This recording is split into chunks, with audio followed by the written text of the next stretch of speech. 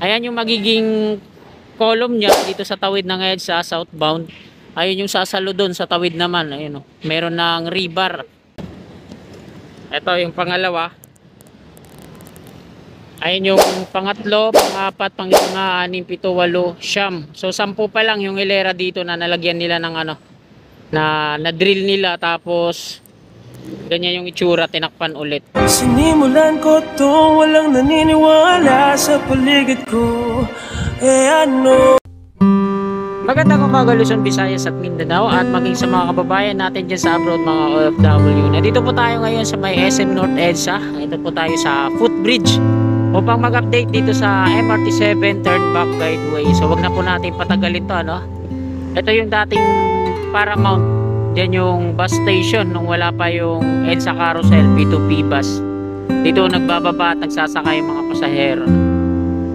At ito yung LRT1 viaduct nya patungo dito sa ano, Unified Grand Central Common Station. At nandito tayo sa may footbridge, mga kasikap, ano, patawid doon sa may SM North EDSA. Ito naman yung EDSA southbound. Sa northbound naman sa kabila, ito yung Unified Grand Central Common Station. At yung mga viaduct ng MRT7 ay nandun doon sa tawid. Dito po yan dadaan sa taas ng LRT1. At ito na nga, meron na siyang abang dito, no? Ayan yung magiging column niya dito sa tawid ng EDSA southbound. Ayun yung sasalo doon sa tawid naman. Ayun, meron ng rebar, nakatakip pa ng lona na kulay blue. Pagkatapos dito, ito na yung susundan niya sa baba. Una natin dito. Ito yung haba ng West Avenue, kung saan diretso yung Turnback Guideway, no? Ayan, dyan sa may naka-triangle na yan na side. Diyan ang pangalawang column.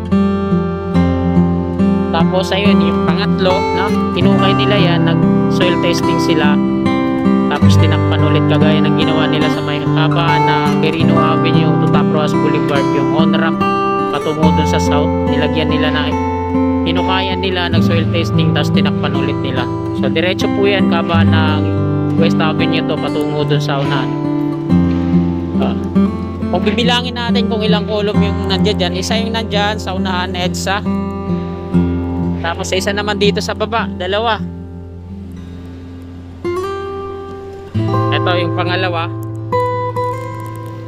Ayun yung pangatlo, pangapat, panglima, anim, pito, walo, siyam. So 10 pa lang yung hilera dito na nalagyan nila ng ano, na drill nila, tapos ganyan yung itsura, tinakpan ulit. Elevated Turnback Guideway po yung gagawin dito sa MRT7.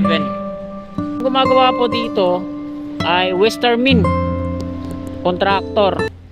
Ito yung mga nagbutas dito, tapos tinakpan ulit nila. Makita naman natin sa mga kung barrier nila nakalagay na Westermin.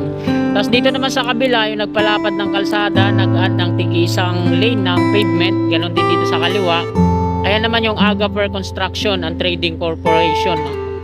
Dito sa kanan, tapos na yan nila mula dito sa dulo, dito sa Axia Hotel, no? AXIAA, no? Patungo doon sa may Examiner Street, tapos na yan dito sa kanan. Dito na lang sila sa kaliwa. Tuloy-tuloy pa yung paggawa nila. Yan. Andun sila sa dulo, yung construction nila. Patungo na yan dito, no? So, ayan mga kasikap, nakuna na po natin ang update dito mismo, no? Alay, pabaybay naman natin gaban hanggang dun sa may Examiner Street.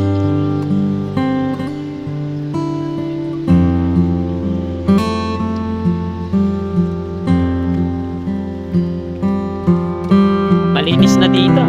Footbridge. Dati napakadugyot na ito, no? Daming mga vendors. Ngayon malinis na.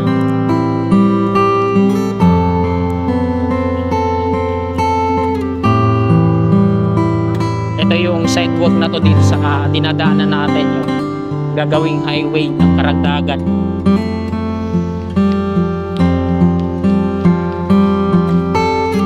Meron pang ano dito, parang gagawing column dito.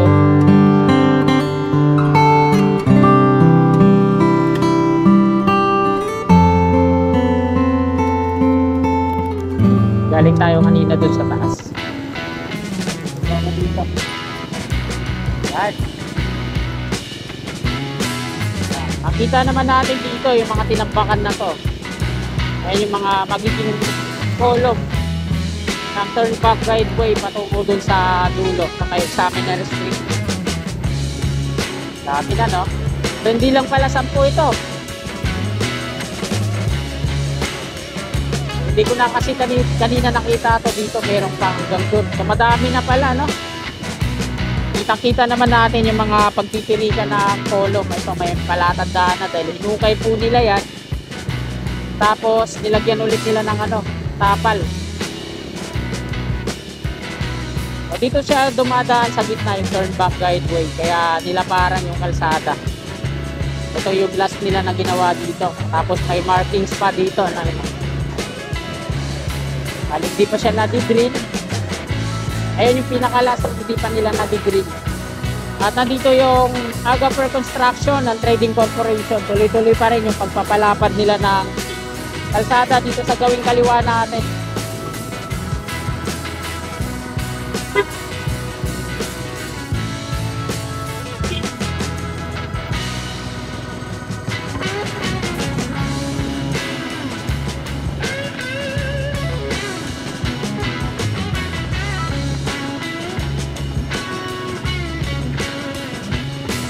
Naglalagay sila ngayon ng mga round culvert.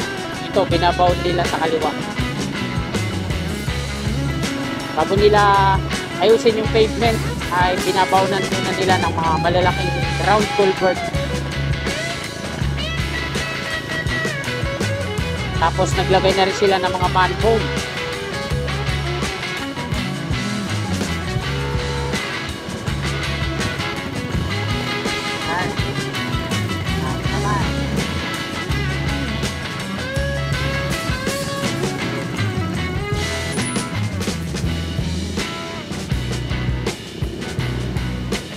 Ang pinakadulo na ito ay dito sa may Examiner Street.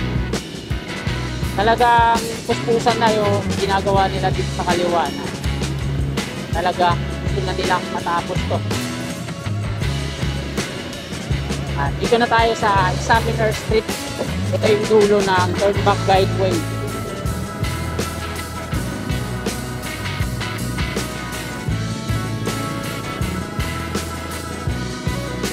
Examiner Street, West Avenue.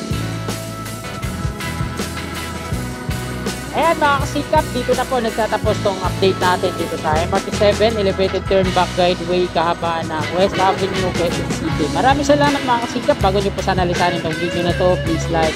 At sa mga kasikap natin na willing po sumuport sa akin, please subscribe. God bless po sa ating lahat. Oh, my angel, angel, baby.